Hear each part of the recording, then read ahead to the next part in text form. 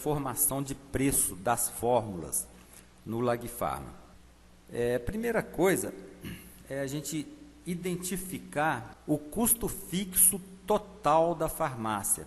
Você vai somar todos os salários e encargos, os aluguéis, honorários, água, luz, telefone, todas as contas que são mensais, suprimentos para operação, aquilo que você gasta para manter a farmácia ou o laboratório, a loja funcionando, investimentos, depreciação, enfim, tudo que você gasta para manter a farmácia funcionando, mesmo sem vender nada, é considerado custo fixo. Quando eu falo salários, eu tenho que considerar salários e encargos, e isso considerando um total de um ano, porque ali vai estar incluído também férias, 13º. Você tem que pegar o custo total de salários e encargos do ano e dividir por 12. Aluguéis, honorários, tudo que você gasta com pagamento de serviços de terceiros normalmente, água, luz, telefone, assim como qualquer outra conta que seja mensal. E a gente pode considerar também os impostos anuais, aqueles impostos que todo ano você tem que pagar aquilo, independente de você vendeu ou não vendeu nada, tem alguns impostos que todo ano tem que pagar. Então aquilo tem que pegar o total do ano e dividir por 12. Suprimentos para operação também, de uma certa forma, você só gasta quando produz, mas fica muito complicado ficar fazendo essa separação. Então a gente vai pegar o total do ano, suprimentos para operação, e dividir por 12 para jogar dentro de custo fixo mensal. Investimento e depreciação, vamos supor que você comprou um equipamento de R$12.000 e esse equipamento você vai considerar uma vida útil de 10 anos. Se o equipamento custou R$12.000 e vai ser substituído em 10 anos, você tem que ir como se fosse provisionando ali valor por mês ali para você daqui a 10 anos ter como comprar um novo. Então, R$12.000 em 10 anos são R$1.200 por ano. R$1.200 por ano são R$100 por mês.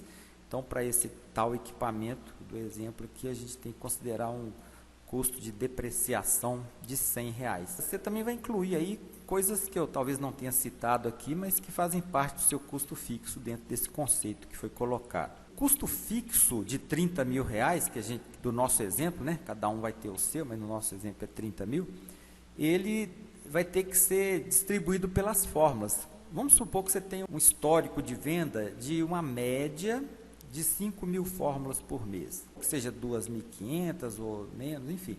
No nosso exemplo aqui é 5.000 fórmulas por mês. Então a gente vai pegar esse custo fixo de 30.000, vai dividir por 5.000 fórmulas, que é a sua média mensal histórica, e a gente então vai obter um custo fixo por fórmula de R$6. O que significa isso? Significa se o cliente entrou na farmácia e vai pedir uma fórmula, o preço dela já começa com R$6, porque cada fórmula tem que contribuir com R$6 para pagar esse custo fixo aí. Então a formação do preço começa pelo custo fixo. No nosso exemplo, R$6. Agora a parte variável. A parte variável, ela praticamente se concentra nas matérias-primas. É aquilo que você gasta quando produz. Se você não produz, você não gasta. Então, a gente tem lá, no nosso exemplo aqui, matérias-primas e embalagens, basicamente, porque a gente jogou suprimentos para operação lá em custo fixo. Então, se uma determinada fórmula, eu tenho a matéria-prima dela custando R$3, e mais uma embalagem de R$1, o custo variável desta fórmula é R$4. Eu falei que o custo fixo por fórmula é de R$6. Só que se o seu custo fixo, quando você calculou, deu R$20 por fórmula, tem fórmula, o preço de venda dela é R$13, R$14 ou mesmo R$15. Se o custo fixo dela já é de R$15 ou R$20, como é que você vai colocar a parcela variável e ainda outros parâmetros que a gente vai falar? Então vai ser inviável achar um preço de uma fórmula de R$15 ou R$20, considerando que o custo fixo já é esse valor. Então, na verdade, esse valor aqui de custo fixo de R$6 que eu coloquei aqui, de uma certa forma, ele não vai ser suficiente. Você não vai poder utilizar o custo fixo real. Você vai ter que colocar um custo fixo por fórmula abaixo do real. E se for abaixo do real, como que você vai conseguir pagar aqueles 30.000 lá em cima que a gente falou? De um lado tem fórmulas que são muito baratas, tem outras que são muito caras. Então o que a gente vai fazer é arrumar um jeito de fazer com que as fórmulas mais caras contribuam mais com o pagamento desse custo fixo aí. Elas vão contribuir mais com uma parcela maior em termos de custo fixo. Então, a gente vai usar um multiplicador, que é um coeficiente aplicado sobre o preço de aquisição da matéria-prima. O multiplicador ele tem essa utilidade aí, por isso que eu falo aqui, ó, assim como aumentar a margem de contribuição daquelas matérias-primas que possuem uma maior capacidade de arcar com os custos fixos da farmácia. De forma, uma matéria-prima que foi comprada por um custo unitário de R$1, por exemplo, terá esse valor inicial multiplicado pelo multiplicador, por exemplo, 3. E o resultado desta operação, que seria 1 vezes 3 dá R$3, é que será considerado como custo unitário para essa matéria-prima. Então, vamos chegar agora no nosso custo industrial, que é o custo fixo mais o custo variável. Juntando o nosso custo fixo, então, de R$6 com o nosso custo variável de R$4, a gente vai obter o valor de R$10. Isso a gente chama de custo industrial. Para chegar no preço de venda, a partir daquele custo industrial, a gente vai ter que acrescentar o que a gente chama de markup, que é a junção das comissões de venda com os impostos comerciais. Quando você faz a venda, você paga um imposto sobre aquilo ali, imposto sobre serviço, no caso de forma atualmente, e mais o lucro. Então, são valores em percentual. Por exemplo, eu tenho aqui um markup de 50%. Então, eu vou juntar mais 50% em cima daquele custo industrial para chegar no meu preço de venda. Quando eu falo de comissão, imposto e lucro, comissão, por exemplo, eu vou pagar comissão sobre o preço de venda e não sobre o custo industrial.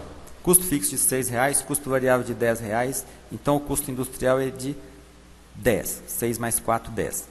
Comissões mais impostos mais lucro, 10 mais 20, 50. A fórmula para obter o preço de venda pelo método exato seria 10 multiplicado por 1, dividido por 50, veio daqui o 50, dividido por 100, porque é 50%. Então, 50 dividido por 100 dá 0,5, 1 dividido por 0,5 dá 2, então eu tenho 2 aqui. Então, eu tenho o custo industrial de 10 multiplicado por 2, meu preço de venda vai ser de R$20. Eu vou pagar 10% de comissão, 10% de 20 é 2.